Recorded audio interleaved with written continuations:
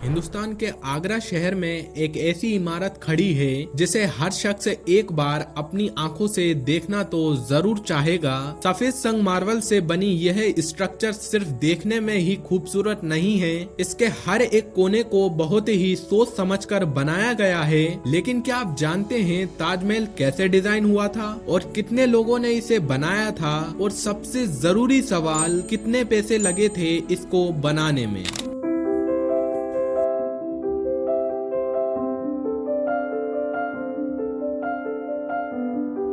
5 जनवरी 1592 जब लाहौर में जन्म हुआ शाहजहां का, जिनका असली नाम खुर्रम था और मुगल बादशाह जहांगीर के ये पुत्र थे। उन्होंने 1612 में अर्जुमंद बानो बेगम से शादी की, जिन्हें दुनिया मुमताज महल के नाम से जानती है। इसके अलावा भी शाहजहां की 2 और पत्नियां थी, जिनका नाम था अकबीरा बेगम और फतेहपुर बेगम। पर शाहजहां को सबसे ज्यादा मुमताज महल से प्रेम था और वो अपना ज्यादातर समय मुमताज महल के साथ ही बिताते थे। और ऐसे ही समय बीतता गया और फिर आया 1627 जब शाहजहां के पिता जहांगीर की मृत्यु हो गई। इसके बाद शाहजहां का समय आया और वे बने मुगल सिंहासन के राजा। फिर इसके बाद उन्होंने कई लड़ाइयां लड़ी और लगभग सभी में जीत भी हासिल की। उनका उस टाइम पर वो बहुत ही अच्छा समय चल रहा था, पर किसी को भी पता नहीं था कि अब उन पर बहुत बड़ा संकट आने वाला है। जब शाहजहां 1630 और 1632 के दौरान बुरहानपुर में थे,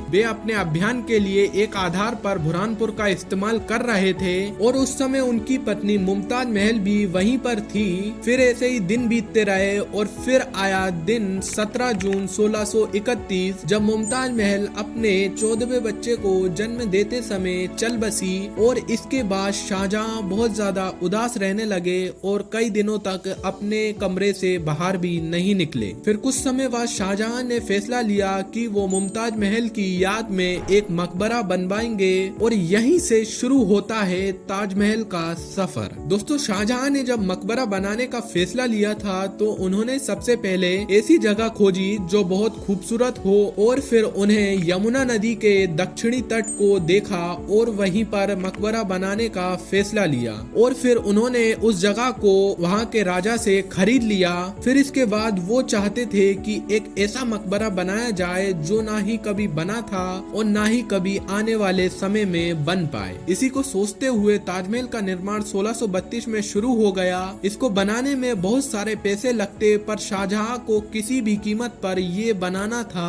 उन्होंने इसे बनाने के लिए लगभग 20,000 कारीगरों को कई जगहों से बुलाया और उनके खाने पीने के लिए कई जगह से सामान लाया जाता था। दोस्तों, एक बात ये भी कही जाती है कि जब ताजमहल की कंस्ट्रक्शन चल रही थी तो वहाँ के वर्कर्स के लिए खाना इतना ज्यादा एक्सपोर्ट किया जाता था कि आसपास के लोगों को खाना भी नहीं मिलता था। इसी के साथ शाहजहां का शाही खजाना भी कम होने लगा, पर उन्हें किसी भी कीमत पर ये पूरा करवाना था। ताजमहल को बनाने के लिए पूरे भारत और मध्य एशिया से सामग्री मंगाई गई थी, जिनमें से संगमरमर राजस्थान के मकराना से लाया गया था। दोस्तों, मकराना वो जगह है जहाँ से संगमरमर पूरी दुनिया में एक्सपोर्ट होता है, क्योंकि वहाँ पर माना जाता है कि दुनिया का सबसे बेस्ट संगमरमर मिलता है। इसके अलावा कीमती पत्थरों को बगदाद, पंजाब, मिस्र, रूस, चाइना, अफगानिस्तान, श्रीलंका और फ्रांस से मंगाया गया था। ताजमहल को बनाने में सबसे ज्यादा प्रमुख भूमिका उस्ताद अहमद लाहौरी ने निभाई थी, जो कि एक प्रसिद्ध वास्तुकारों में से एक थे, और ताजमहल की डिजाइन कहीं ना कहीं इन्होंने ही बनाई थी। और दिल्ली में लाल किले का डिजाइन भी इन्होंने ही तैयार किया था। उस्ताद अहमद लाहौरी को शाहजहां ने खास तौर पर बुलाया था और कई और जगह से ऐसे कलाकारों को ताजमहल बनाने के लिए बुलाया गया था। और कई साल की मेहनत के बाद सन 1652 में पूरा हुआ ताजमहल की कंस्ट्रक्शन का काम। और फिर आया दुनिया के सामने एक ऐसी इमारत जिसे आज 7 अजूबों में गिना जाता है। दोस्तों, ताजमहल को बनाने में लगभग 22 साल का समय लगा था और 20,000 मजदूर की सालों की मेहनत से ये अजूबा तैयार हुआ था। दोस्तों एक बात ये भी इतिहास में कही जाती है कि ताजमहल को बनाने वाले वर्कर्स के हाथ कटवा दिए थे शाहजहां ने, पर ऐसा नहीं है। शाहजहां ने उनके हाथ नहीं कटवाए थे, उनको वहीं पर उनकी एक सिटी बना दी थी जहां पर वो रहते थे और उनको सब कुछ दिया जाता था। दोस्तों अब सवाल ये उठता है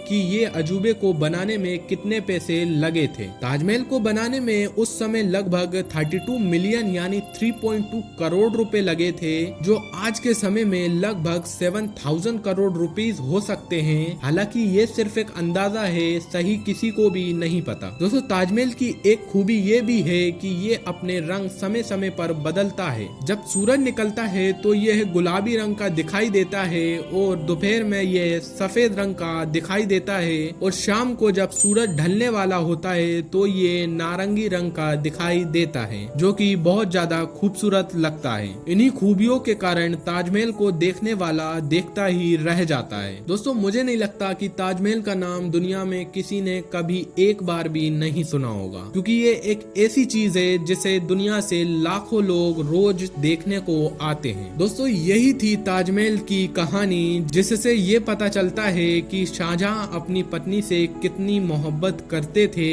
और उन्होंने अपने प्रेम को हमेशा हमेशा के लिए अमर कर दिया इस अजूबे को बनाकर। मुझे उम्मीद है कि आपको ये वीडियो पसंद आई होगी। यदि पसंद आई हो तो एक लाइक एंड सब्सक्राइब जरूर करें, क्योंकि आपको ऐसा वैल्यूएबल कंटेंट यहाँ पर मिलता रहता है। मिलते हैं किसी न्यू वीडियो में।